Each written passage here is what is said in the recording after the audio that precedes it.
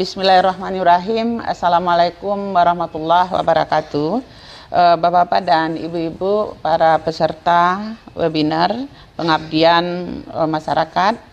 Pada kesempatan ini izinkanlah saya untuk menyampaikan laporan pengabdian dari tim pengabdi Nagari Binaan dengan judul Nagari Binaan Sungai Nyalo sebagai Nagari Literasi menuju Sustainable Tourism di kawasan wisata Mande, Kecamatan Kota Sebaleh Tarusan, Kabupaten Pesisir Selatan.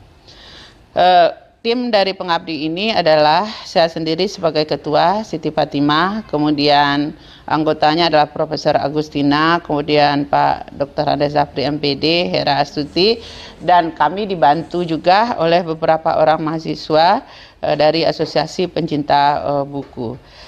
Baiklah Bapak dan Ibu-ibu sekalian, saya akan menyampaikan latar belakang dari mengapa kita menetapkan melakukan pengabdian pada Nagari Sungai Nyalo ini. Pertama sekali adalah kita ketahui Nagari Binaan Sungai Nyalo adalah sebuah nagari yang dipersiapkan sebagai nagari pariwisata di kawasan Mande untuk sustainable tourism atau pariwisata berkelanjutan. Yang kedua adalah Nagari Sungai Nyalo, kita ketahui di sana banyak studi terjadi masalah-masalah terutama sekali bagi pemuda yang suka melakukan pemalakan, kemudian juga tidak ramah terhadap para tamu dan lain-lain sebagainya. Oleh karena itu kami ingin memutus rantai ini. Bagaimana cara memutusnya? Kami akan mencoba memulai dari anak-anak yang pada saatnya nanti akan menjadi pelaku pariwisata di negeri tersebut. Jadi itu kira-kira yang menjadi latar belakang kegiatan mengapa dilakukan kegiatan pengabdian masyarakat ini pada Nagari Sungai Nyalo. Kita bermaksud bahwa pengabdian ini akan dilakukan selama 3 tahun. Ya, tahun pertama ini cukup kita melakukan survei, kemudian melakukan beberapa advokasi, membuat kurikulum, pembelajaran, dan lain-lain sebagainya. Insya Allah nanti tahun kedua akan kita lanjutkan secara intens, ya, melakukan pendampingan terhadap anak-anak tersebut sehingga anak-anak menjadi anak-anak yang pintar, berliterasi, terutama sekali dalam menuju pariwisata berkelanjutan. Metode kegiatan yang dilakukan adalah melalui tahap sesuai juga dengan metode pengabdian tentunya yang berbeda dengan metode kegiatan. Yang pertama sekali adalah metode di dalam bentuk tahap persiapan atau tahap sosialisasi. Ya, tahap persiapan dan sosialisasi kita melakukan beberapa survei terbatas kepada seluruh anak-anak pada Nagari Sungai Nyalo dan kondisi sosial baik lain-lainnya pada kampung ini. Kemudian yang kedua adalah tahap perencanaan. Pada tahap perencanaan ini kita melakukan apa-apa yang harus mempersiapkan apa-apa yang harus kita lakukan untuk memberikan pendampingan dan advokasi terhadap anak-anak yang sudah kita tetapkan itu. Kemudian tahap ketiga adalah tahap pelaksanaan. Pada tahap ini kita mulai secara pelan-pelan membangun budaya literasi dengan cara menyediakan berbagai buku-buku bacaan, baik bacaan umum, bacaan cerita, dan bacaan fiksi dan lain-lainnya untuk memotivasi anak-anak itu belajar. Kemudian juga bersama mitra mengajak untuk menulis, kemudian mengadakan lomba-lomba menulis yang diikuti oleh anak-anak yang berusia dari kelas 3 SD, yaitu sekitar 9 tahun sampai umur 12 tahun.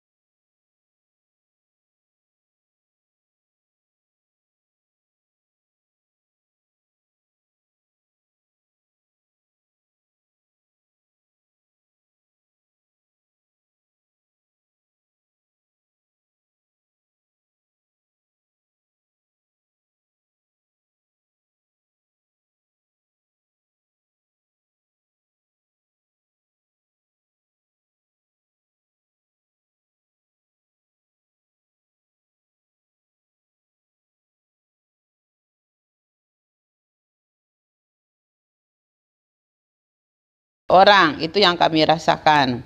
Nah, kemudian setelah itu kami melakukan pembentukan kader atau pemilihan kader yang disebut dengan kader siaga. Terutama sekali tentu adalah kader siaga yang berhubungan dengan literasi anak-anak tersebut. Nah, kader-kader berfungsi sebagai menemani kita atau mendampingi kita dalam pelaksanaan pendampingan literasi ini.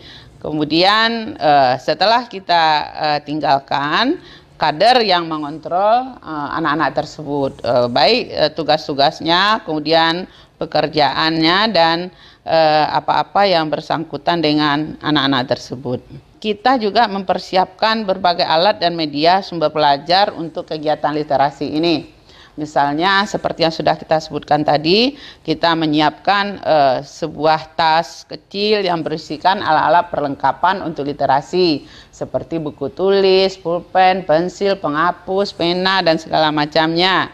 Ya, di samping kita mempersiapkan buku-buku bacaan. Cuman ada beberapa permasalahan nanti yang akan kita sampaikan di dalam hal-hal yang berhubungan dengan kendala-kendala yang kita alami. Kemudian pelaksanaan literasi ini sudah kita lakukan beberapa kali.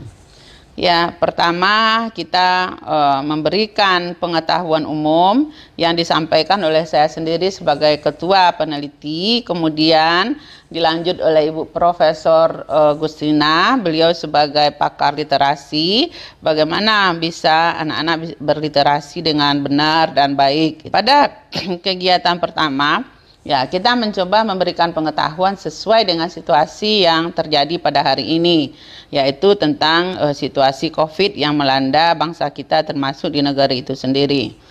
Kemudian kita lakukan tanya jawab dan anak-anak ternyata sangat antusias sekali mendengar, kemudian memperhatikan dengan baik dan juga bertanya, dan kemudian bersama-sama menjawab, ya, menyambung apa yang disampaikan oleh tim pengabdi tadi, kan gitu. Itu salah satu contohnya. Nah, dalam hal ini nanti bisa dilihat pada video yang sudah ditayangkan di dalam laporan kemajuan.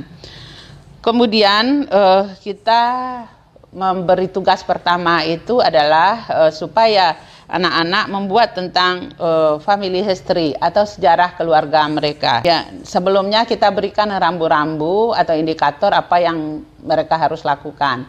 Misalnya berapa jumlah keluarga, berapa saudara, kemudian siapa saja yang ada di dalam keluarga, siapa nama ibu, siapa nama bapak, apa kerjaan bapak, apa pekerjaan ibu, kemudian apa yang mereka lakukan sehari-hari. Dan paling penting sekali adalah di dalam pendampingan itu mereka juga kita suruh membuat apa yang menjadi good news dan bad news di dalam kehidupan.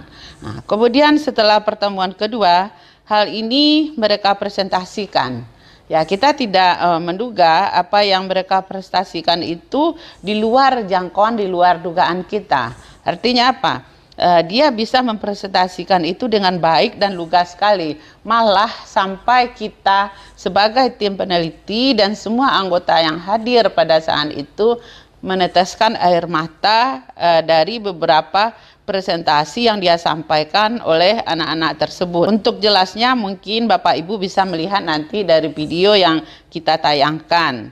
Jadi bagaimana dia sebuah keluarga yang miskin, misalnya ditinggalkan oleh bapak atau orang tuanya, tetapi dia punya semangat belajar yang tinggi sehingga dia juga bisa menjadi juara di kelas itu. Nah, di satu sisi mereka dicemooh oleh teman-temannya karena anak susah. Nah, itu yang mereka keluhkan dalam literasi itu, sehingga ini betul-betul merupakan sebuah pembelajaran bagi seluruh anak-anak itu, baik anak-anak yang suka mengolok-olok maupun tidak. Akhirnya mereka menjadi sadar ini sebuah pendidikan karakter yang luar biasa yang kita lakukan di dalam pendampingan anak-anak berliterasi ini. Misalnya ketika mereka menceritakan nasibnya itu, ya seseorang, kemudian yang lain mendengarkan dengan meneteskan air mata, dan akhirnya ya tentu mereka tidak akan melakukan sesuatu itu lagi, malah mereka sebaliknya, mereka juga akan meniru dan terpacu untuk belajar lebih baik seperti temannya yang presentasi tadi. Nah, jadi itu beberapa contoh dari hasil pengabdian tentang literasi itu ternyata sudah secara tidak langsung bisa membentuk karakter anak-anak itu sendiri ke arah yang lebih baik, tidak bagi mereka yang mempresentasikan, tetapi juga bagi seluruh anak-anak yang berjumlah sekitar 90 orang itu. Jadi itulah kira-kira garis besar tentang pengabdian yang kita langsungkan. Berikutnya kita memang akan merencanakan melanjutkan ini terus meskipun tidak ada lagi ya atau laporan akhir kita sudah selesai. Nah, saya sebagai ketua pengabdi juga akrab dengan beberapa penelitian dan pengabdian di sana. Kami tetap akan langsung melaksanakan itu selagi ada anggaran, atau kami juga berusaha untuk mendapatkan bantuan dari CSR dan lain-lain untuk melakukan pengabdian ini. Dan mudah-mudahan tahun kedua nanti juga bisa berlanjut dengan melibatkan beberapa mahasiswa juga yang ada di negeri itu sendiri, dan beberapa mahasiswa yang betul-betul punya komitmen pula untuk melakukan kerja-kerja sosial ini selalu kami libatkan. Oleh karena itu ini sebagai sebuah pembelajaran tidak bagi kita sendiri tapi juga bagi mahasiswa dan mahasiswa yang ada di sana. Untuk lebih jelasnya nanti bisa dibaca di dalam laporan dan PowerPoint yang kita buat ini. Berikutnya adalah kendala pelaksanaan dalam pengabdian ini. Seperti saya katakan bahwa kita tetap mendapatkan beberapa kendala.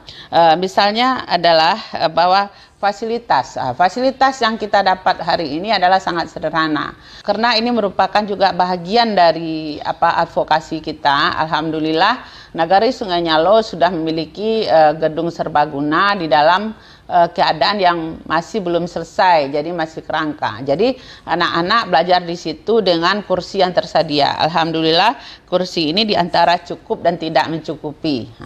Kemudian dalam pelaksanaan seperti dilihat kita juga menggunakan standar COVID. Oleh karena itu kita juga menyediakan yang membawakan ada beberapa standar COVID yang alat peralatan COVID yang akan kita sediakan untuk anak-anak tersebut kan gitu. Dan juga termasuk tentunya untuk tim pengabdi. Kemudian kendala berikutnya adalah kita punya rencana untuk melakukan pendampingan ini tidak saja di ruang serbaguna itu, tetapi juga di ruang terbuka seperti balai-balai, kemudian amfiteater. Tetapi karena sekarang jembatan menuju balai-balai itu rusak, maka kita belum bisa melaksanakan. Sehingga anak-anak betul-betul bisa menikmati sangat pleasure nanti untuk belajar itu di pinggir laut, di balai-balai dan lain-lain sebagainya. Itu rencana kita berikutnya dalam mengendalikan masalah yang ada. Kendala yang paling krusial yang kita temukan adalah dalam motivasi belajar literasi. Perbedaan yang signifikan terjadi antara anak laki-laki dan anak perempuan. Padahal kelompok sasaran kita yang kita tuju utamakan adalah kepada anak laki-laki. Mengapa? Dari hasil survei yang kita lakukan bahwa anak laki-laki yang usia SD dan SMP itu di sana seringkali melakukan pemalakan dan minta uang baik di pinggir jalan, di jembatan dan lain sebagainya. Oleh karena itu makanya tadi saya katakan bahwa kita ingin memutus mata rantai itu melalui pemberdayaan literasi kepada anak-anak tersebut. Ternyata anak laki-laki itu jauh lebih tidak bersemangat, tidak bermotivasi dibanding oleh anak laki-laki. Itu bisa dilihat dari data dan penampilan video yang kita buat kan gitu.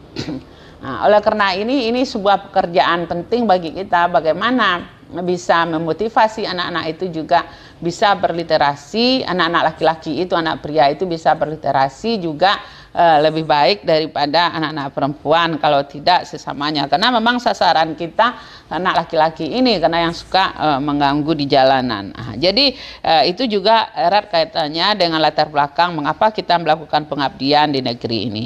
Rencana berikutnya banyak sekali sebetulnya yang kami angan-angani, yang kami impikan. Yang pertama tentu kita tetap menyediakan bahan-bahan literatur yang berhubungan dengan keperluan anak-anak tadi seperti buku cerita. Kemudian kita setiap sebelum pertemuan juga mendiskusikan materi dan bahan-bahan apa yang harus kita ajarkan atau semacam kurikulum sederhana. Kemudian kita bercita-cita juga untuk membuat sebuah pojok literasi yang dilengkapi dengan perpustakaan, ya seperti rak buku, kemudian susunan yang baik tentang buku-buku. Kemudian yang paling penting adalah kita bermaksud untuk membawa anak-anak ini studi banding ke anak-anak Tanah Ombak, yang mana bapak-bapak dan ibu semuanya tahu, kalau tidak bisa juga dibuat linknya di Pantai Purus Padang, bahwa di situ sebetulnya adalah seluruhnya anak-anak yang orang tuanya terlibat narkoba, masuk penjara dan segala macam, tetapi mereka sekarang menjadi anak-anak yang berprestasi, ya, anak-anak pantai yang berprestasi. Oleh karena itu rencana kami adalah ingin membawa anak-anak ini berkunjung ke sana, atau sebaliknya akan membawa anak-anak Tanah Ombak itu ke tempat kita. Tapi karena kondisi COVID, maka itu agak tertunda. Tapi insya Allah suatu saat, meskipun pengabdian ini sudah habis dan COVID sudah berlangsung, kami tetap punya janji akan membawa mereka ke situ dan akan membawa anak-anak Tanah Ombak itu ke tempat mereka.